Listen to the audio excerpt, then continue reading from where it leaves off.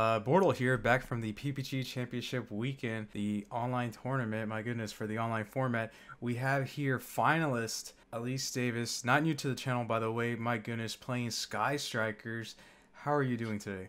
I'm doing all right. I think the last time I was on your channel, I was also playing Striker, and that was over a year ago. That's crazy to think about. That is crazy, thinking that Sky Striker is still meta relevant since last week, I guess. Speaking of that, we got some Striker here. Wild times we live in. That's true, that's true. Obviously, you're missing Engage because Engage is banned and all that. How did this deck perform for you over the weekend? It was really good. I didn't miss Engage as much as I like. You just had to adapt the deck a little bit more and kind of play a little bit more conservatively to, mitigate that factor. But especially with because this deck is a blind second deck, and then with Potted Desires, it definitely helps you get a lot more consistency. And then with all the hand traps, it slows them down enough to where you can slowly gain your resources and then eventually go for the kill. So I would have loved to Engage, but it worked okay enough without it. Very nice, very nice. Before we get into some deeper explanations, would you like to do some shoutouts? Yeah. Well, obvious shout out goes to Ryan Yu. So literally before the LCS happened, there was some random post we were both commenting on and joking about making my tournament experience more difficult. And he's like, "You should play Striker." And I'm like, "I want to be," I said difficult, not insane. And then he goes and wins, and I'm just like, "All right, I guess, Ryan." And then my buddy who actually made me start playing this deck, Jason, he threw this deck at me at locals, and he's like, "Hey, I'll pay your tournament entry today. Just go play." And then I randomly liked it, so here we are. Yeah, I guess we can just get into the rest. To your best of your ability, please explain why certain cards are here, Yeah, so like I said, one of the main things about this deck is the fact that it can play a huge amount of hand traps. So it plays 14.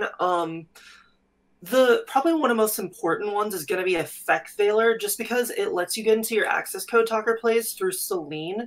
So you need to make sure you have that all the time, even in matches where you don't want to even have Veiler in it. It feels like you want to just side it out.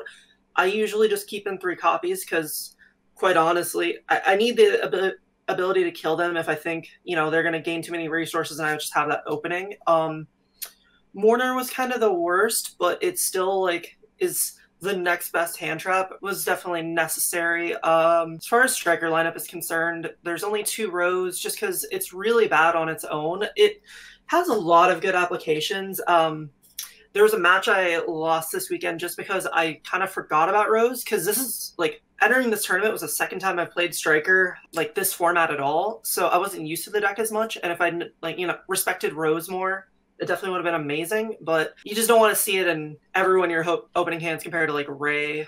And then for the rest of the Striker cards, there's only 2 Area 0 just because with the lower Striker count, you miss off of Area 0 a lot, so you don't want to rely on it, and it could just be easily turned into another card. So just 2 is fine. 2 Afterburners, there was no real point I thought a third was necessary, just because especially with this, you can kind of pick and choose and then Kagari it back if you need it. Otherwise, you want to, I don't know, but yeah. Quick question. Is there a reason why Jamming Waves is not in the main deck? So if you think about it in a vacuum of Adamancipator and Eldlik, Jamming Waves doesn't do too much against Eldlik just because they can chain everything, and then there's still recurring resources even if you pop their stuff.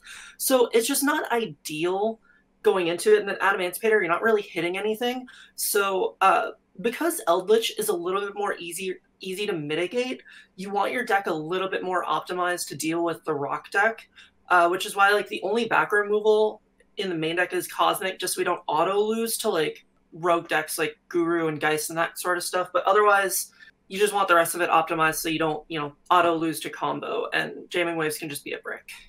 This online tournament was over 100 participants, so do you think there would be some major changes with some rogue type decks? Will you see a lot more rogue in the future to where Jamming Waves could be a possibility in the main deck? Potentially, one of the higher caliber events, if I'm entering an LCS, or I know that most of the playing field for one of these events is going to be mainly good players, I would definitely not be mating jamming ways, but like I know PPG has their free weeklies, which has a little bit more of a rogue presence. I definitely consider that, and also setting an extra backer removal. But just because of the grindability of Striker, you can usually find a way out against all the other back row decks. Like my only losses this weekend were against Salad in the finals, and then Water, which Water back removal wouldn't help too much more against Salad. I would have liked a little bit more for, just because he was also main decking Gozen, which was not standard, but probably will become standard. So in the future, I definitely consider it, depending on the playing field. And I guess to wrap up your trap lineup, it's the other hand traps, which are, Yep, impermanents. with the imperm, there's nothing else necessary. You're blinding second. There's no other trap cards good enough. Just because Evenly is really weak in this meta. Otherwise, that's like the only other trap I would consider. But it's Oh just yes, not. that would be a kind of a decent blowout going second card with all the back row decks. Yeah, I know Pascal Kim was testing it in his list. I think he got second in the last free weekly they had, and he liked it a lot just for dealing with Rogue a bit more. But yeah, it's definitely a good option that I would consider. Very nice. And speaking of coming back to strikers, how did you like Zeke? Because that's like somewhat new. Zeke itself, I never really used for its effect. It's really just for the bridge, just because there's some moments where you Widow Anchor take something, or you need to clear your Nibiru and you don't have the multi-roll. Even though it's come up maybe once or twice where I wanted to use its effect, but a lot of the time I was able to find a better play string. Bridge is absolutely necessary, especially it being able to go from like any striker link and any random monster into Zeke into a Shizuku. Just going into Shizuku is so huge instead of like staying on a Phoenix or something. There are people debating to cut this card. I don't get it. As far as going forward with newer cards, Access Code Talker, this card is pretty insane coming out from Eternity Code, and I'm pretty sure it's going to replace Bortle Sword. Oh, my bad. Bortle Sword in the future, right? I think Access Code definitely helped bring or like breathe a lot of new life into this deck. Just the board clearability, because a lot of the time what you can do is if you have a multi-roll setup and you kind of go with like your other plays, if they have like a strong enough board you think that they can recover with, just having the ability to go Access Code Talker and like clear everything and still having a board to where they still have to play through all your stuff, that's huge. That's something Bortle Sword doesn't give you. And Bortle Sword is only really good for game shots. Access Code is even good like early to mid game, just because it can do that huge momentum shift. So it's super important. That's literally what the rest of the extra deck slots are dedicated to, is ways to summon out Celine to go into the Access Code Talker. So it's definitely very important. Very nice, very nice. And the rest of the extra deck is pretty much standard for Striker. We have the Hita, we have the Needle Fiber Celine for that combo there.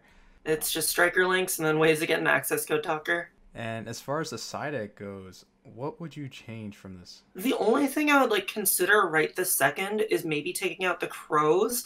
It really just depends on how much Eldlick you think is entering an event, just because if I'm mainly expecting Rock and Rogue, Crow's definitely not necessary, and I could just put in like some other form of backer removal. And just because the Mystic Mine, especially with having so many potential search targets and 14 hand traps main deck, is usually going to be enough to slow down Rock to your pace. Like Crow's only other major uses are for Orchist and Water, but the rest of your main deck, just the fact, 3 Shark Cannon and just slowing them down enough with your hand traps in general, I think is enough to maybe warrant taking it out. So that's the only thing I would like hard consider.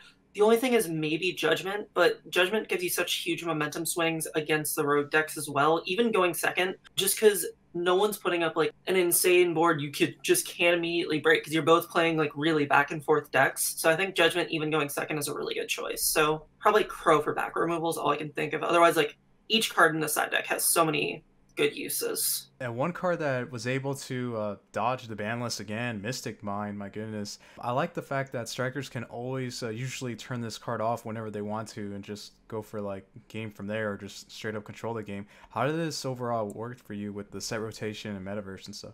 Just gave me an extra assurance plan, just because sometimes you just need a couple extra turns and that's enough to get you there. I think I only caused a deck out like once or twice. Otherwise, like at least stalling for those couple turns is so vital.